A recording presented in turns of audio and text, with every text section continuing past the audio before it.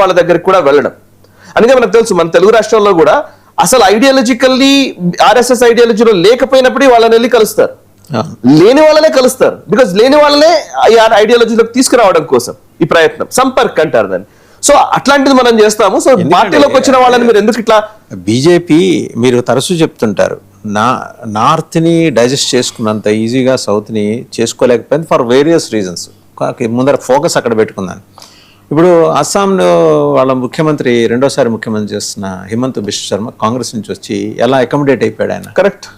అసలు బీజేపీ వాళ్ళకంటే ఎక్కువ హిందుత్వం మాట్లాడుతున్నారు. ఇప్పుడు సర్బానంద సోనోవాల్ కంటే హిమంత బిశ్వ శర్మ ఎక్కువ హిందుత్వం మాట్లాడతారు, నేషనలిజం ఇవన్నిటిలో. ఇప్పుడు సువేందు అధికారిని చూస్తే ఆయన టీఎంసీ నుంచి అసలు టీఎంసీ నుంచి వచ్చారు. సువేందు అధికారి ఎంత హిందుత్వం మాట్లాడుతున్నారో మనకు తెలుసు, బీజేపీ ఐడియాలజీని ఎలా ముందుకు తీసుకెళ్తున్నారో తెలుసు.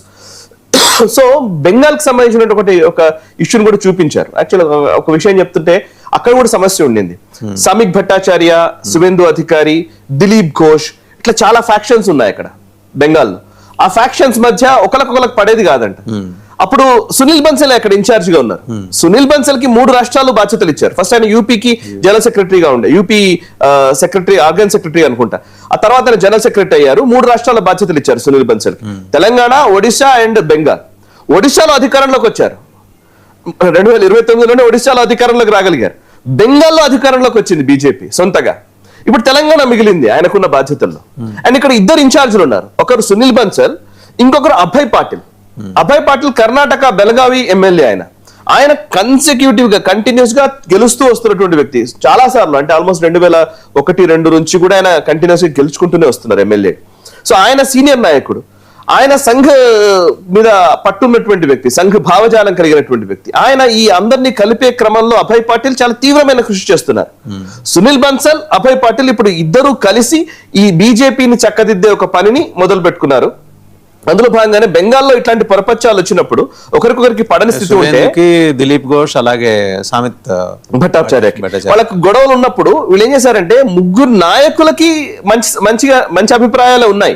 సమస్య ఏంటంటే నాయకుల కింద ఉండే సెకండ్ లేయర్, థర్డ్ లేయర్ ఉంటుంది చూసారా, సెకండ్ లేయర్, థర్డ్ లేయర్ లోనే అఫ్ కోర్స్ ఇప్పుడు మా నాయకుడు ఇంకొకరితో కలిశారనుకోండి, నేను ఇర్రెలవెంట్ అయిపోతాను కదా.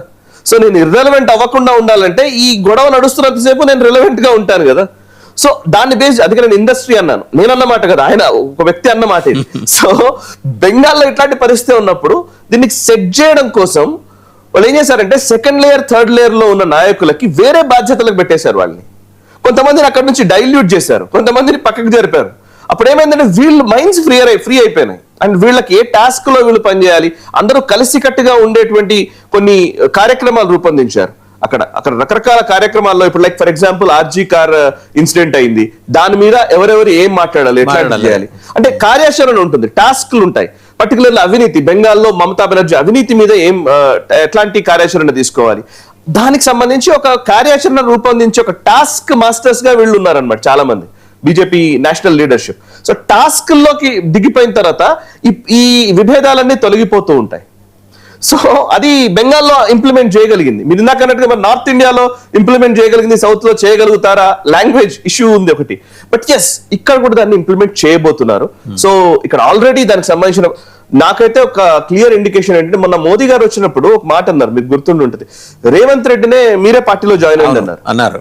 అసలు బేసికల్లీ ఇప్పుడు ఇక్కడ 8 మంది ఎంపీలు, 8 మంది ఎమ్మెల్యేలు, మంత్రులు వీళ్ళందరూ ఉన్నారు కదా. రేవంత్ రెడ్డి రేపొద్దున బీజేపీలోకి వచ్చాడు అనుకోండి, అసలు ముఖ్యమంత్రి ఎవరు అవుతారు? ఇప్పుడు ఈ నాయకులందరూ ముఖ్యమంత్రి పదవి కోసమే కదా ప్రయత్నం చేస్తున్నది. ఈ నాయకులందరినీ కాదని నిజంగా ఇంకొక వ్యక్తి ఎవరన్నా వచ్చారనుకోండి, obviously Assam maybe repeated exactly ఒక ఇండికేషన్ ఏమో అని నేను కూడా అనేది. సి మీరందరూ కలిసి పనిచేస్తారా, ఓకే, మీరందరూ చేయలేదనుకో మేము ఇంకో ఆల్టర్నేట్ ఎత్తుక్కుంటాం. సో నేషనల్ బీజేపీ పార్టీ ఒక clear indication, state party leadership like teacher అండి, అంటే సాధ్యమైనంత వరకు సరిదిద్దడానికి ప్రయత్నిస్తారు, కానప్పుడు బెత్తం తీస్తారు ఆబ్వియస్లీ. సో ఇప్పటికి చాలా సార్లు ఇట్లాంటి జరిగింది. నేను కూడా ఇప్పటికి 4-5 ఏళ్లలో చాలా సార్లు ఢిల్లీ నుంచి మనము ఇదివరకు పేపర్లలో, న్యూస్ లో మన జర్నలిస్టులు రాసేవాళ్ళం మనం, ఒకటో కృష్ణుడు, రెండో కృష్ణుడు, మూడో కృష్ణుడు అని అట్లా పైనుంచి వస్తూ ఉండేవాళ్ళు. బాగా చాలా మంది నాయకులు వస్తున్నారు పోతున్నారు అన్నట్టుగా ఉండేది. బట్ ఈసారి అలా ఉండబోదు. నితిన్ నబీన్ వచ్చిన తర్వాత, లేదంటే ఇప్పుడు జరుగుతున్నటువంటి కీలక పరిణామాల మధ్య 2029 is going to be a very tough challenge. బీజేపీకి at the same time overall సంఘటనకే ఛాలెంజ్ ఇది 2029. ఎందుకంటే బికాస్ మోదీ అనే ఒక ఫ్యాక్టర్ 2029 తర్వాత ఆయన ఆబ్వియస్లీ 2029 ఎలక్షన్స్ తర్వాత అయినా కానీ ఆయన రిటైర్మెంట్ ప్రకటించక తప్పదు. సో మోదీ రిటైర్మెంట్ ప్రకటించక తప్పదు. అండ్ మోదీ ఎగ్జిట్ కి సంబంధించినటువంటి ఎన్నిక 2029.